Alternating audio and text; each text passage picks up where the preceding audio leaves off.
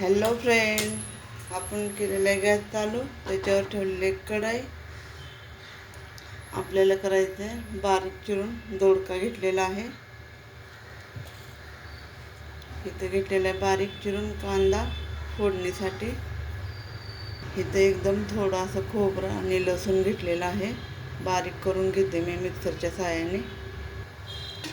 कढई आपली गरम झालेली आहे. आता मी तेल टाकून घेते, जेवढं लागतं तेवढं. 2 पळी ओतलेलं आहे.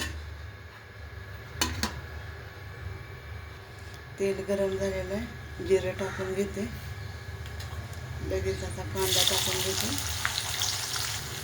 तेलामध्ये एकजीव करून घेते. लसूण आणि खोबरं बारीक करून घेतलेलं आहे, पाहून घ्या.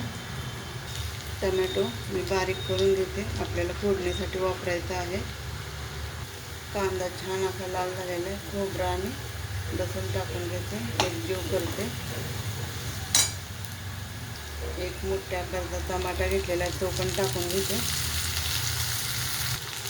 तेलामध्ये एकजीव करते.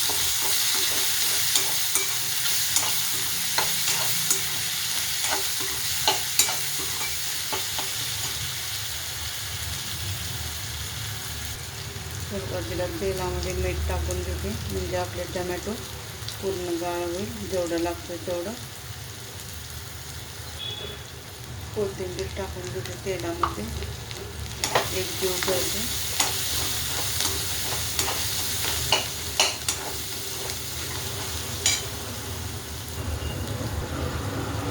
चिरलेले बारीक दोडके टाकून घेते.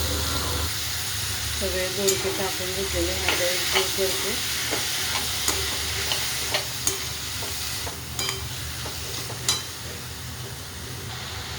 हळद टाकून घेऊया.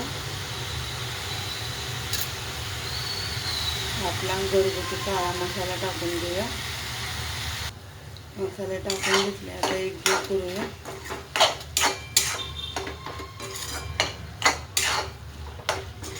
कुणाला मसाला हवा असेल तर नक्की ऑर्डर करा, आपण घरी बनवतो. मिरची पावडर, कांदा, लसूण आणि काळा मसाला. जेवढं लागतं तेवढं आपल्याला पाणी ओतून घ्यायचं, म्हणजे थोडं मी लचपचीत करते. बस झालं एवढं पाणी. एकदा एकजीव करून घेऊया